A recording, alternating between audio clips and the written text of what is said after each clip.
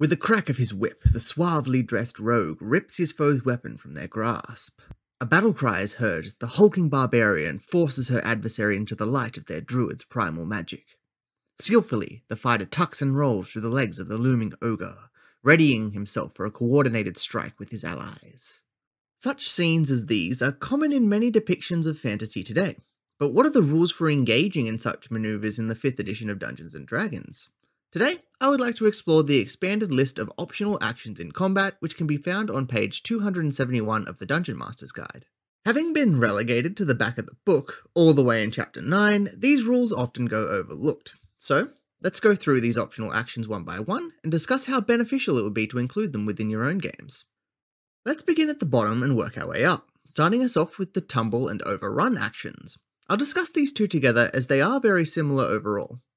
Overrun. When a creature tries to move through a hostile creature's space, the mover can try to force its way through by overrunning the hostile creature. As an action or a bonus action, the mover makes a strength athletics check contested by the hostile creature's strength athletics check. The creature attempting to overrun has advantage on the check if it is larger than the hostile creature, or disadvantage if it is smaller. If the mover wins the contest, it can move through the hostile creature's space once this turn. Tumble. A creature can try to tumble through a hostile creature's space, ducking and weaving past the opponent. As an action or a bonus action, the tumbler makes a dexterity acrobatics check contested by the hostile creature's dexterity acrobatics check. If the tumbler wins the contest, it can move through the hostile creature's space once this turn.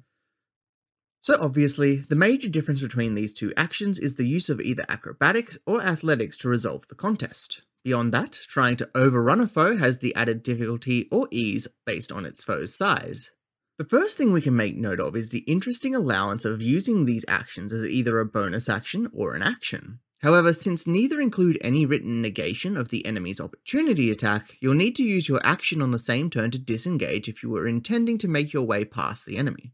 So what exactly are the practical applications of these actions? Well, they complement the flanking and facing optional rules quite nicely should you not have enough movement to reach the adjacent space but have a bonus action to spare for the turn. I plan to discuss these optional rules in my next video, which you'll see a card for now if you're watching from the future, so if you want to check that out and learn how either of those rule sets work, either subscribe and stick around or click the card. But beyond granting a more advantageous position, these actions could also be used to get by an enemy who is obstructing an aspect of the environment that needs to be interacted with. I personally do not use these actions at my table, primarily because my games tend to run at higher levels and the characters have more tools at their disposal at said levels. However, for a lower level game, these actions could be quite fun and impactful in a pinch. The next optional action up the list is the Shove Aside action, a derivative of the basic shove action. Shove Aside. With this option, a creature uses the special shove attack from the player's handbook to force a target to the side rather than away.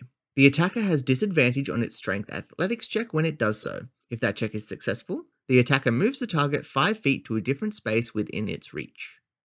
Essentially what that means is, you can shove a creature in any direction in addition to directly away from you by suffering disadvantage on the contest. I have no use for this action in my own games as I allow grappling to do essentially the same thing and a bit more. However, should a situation ever arise where this action is more appropriate, I'd be more than willing to allow it. It seems pretty fair and balanced in my opinion. Next up, we have an interesting addition to the roster in the Mark action. Mark. This option makes it easier for melee combatants to harry each other with opportunity attacks. When a creature makes a melee attack, it can also mark its target. Until the end of the attacker's next turn, any opportunity attack it makes against the marked target has advantage. The opportunity attack doesn't expend the attacker's reaction, but the attacker can't make an attack if anything, such as the incapacitated condition or the shocking grasp spell, is preventing it from taking reactions. The attacker is limited to 1 opportunity attack per turn.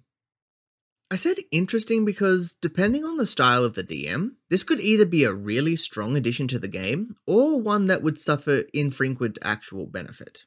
Foregoing the need to use a reaction for an attack of opportunity seems really strong on paper, even with the limit of 1 such attack per round, though it could be the case that opportunity attacks happen so infrequently that this becomes one more tedium to keep track of.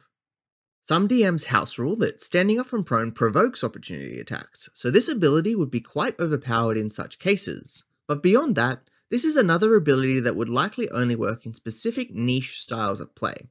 While the idea of singling out a single enemy does sound nice and cinematic, I myself personally have no real desire to use this one, although as a subclass feature or a Battlemaster maneuver, this could work nicely. Moving on to an action I really like, the Disarm action.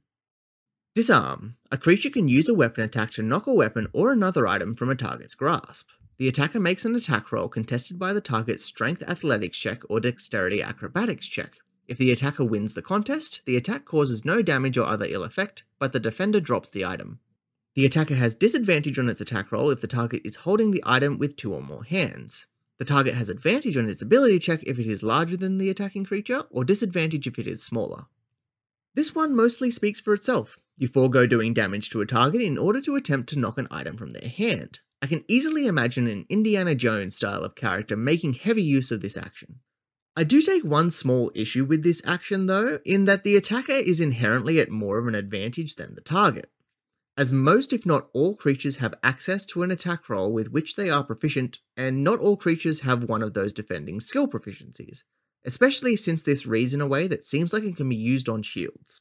I would allow this in my own games, but I would prefer it if the attack roll was always improvised. That way, the Tavern Brawler feat can be used to gain proficiency with this particular action, and Dex builds would have a trickier time of ripping items from another creature's grasp, which is better suited to a strength-based roll in my mind at least. Now on to our first and final action, also the largest, which is why I saved it for last, the Climb onto a bigger creature action. Climb onto a bigger creature. If one creature wants to jump onto another creature, it can do so by grappling. A small or medium creature has little chance of making a successful grapple against a huge or gargantuan creature, however, unless magic has granted the grappler supernatural might. As an alternative, a suitably large opponent can be treated as terrain for the purpose of jumping onto its back or clinging to a limb.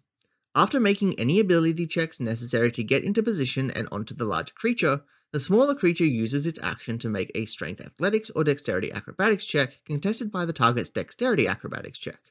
If it wins the contest, the smaller creature successfully moves into the target creature's space and clings to its body. While in the target's space, the smaller creature moves with the target and has advantage on attack rolls against it. The smaller creature can move around within the larger creature's space, treating the space as difficult terrain. The larger creature's ability to attack the smaller creature depends on the smaller creature's location and is left to your discretion. The larger creature can dislodge the smaller creature as an action, knocking it off, scraping against a wall, or grabbing it and throwing it. By making a strength athletics check contested against the smaller creature's strength athletics or dexterity acrobatics check, the smaller creature chooses which ability to use. That's a pretty meaty action, but does essentially cover all of its bases. As it proposed at the beginning, simply using the rules for a basic grapple can more than suffice for the same purpose, but this action provides a more in-depth way of going about the interaction.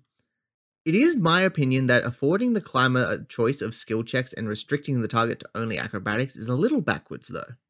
While I do like the idea of this action, I decided to make my own version of it that I call the Forced Mount. Spending half their movement, a character attempts to mount an unwilling creature of at least one size larger than them. The character must use acrobatics, while the target can choose either of the 2 associated checks, intended to be like an inverse grapple. If successful, the character mounts the target, at which point the target must either shove them off with one of their attacks or use their action to repeat the contest. In either case, the character then suffers the normal effects of falling based on the height of the creature. By making the action cost half their movement, it leaves their action open for an attack roll and ensures that they can't run a marathon before jumping onto the target. But overall, I do like the idea of the optional rule presented in the DMG and think it could work just as well in any game. And that brings us to the end of this video. So, I'll leave it for you all to tell me what you think of these actions. Which of them do you use in your games and why? Have you got any of your own actions that you've made for your players to use? Keep the discussion going in the comments. Like and subscribe if you want to stick around for more D&D content like this. But beyond that, thank you all so very much for watching. Have a fantastic day, and may the dice be ever in your favor.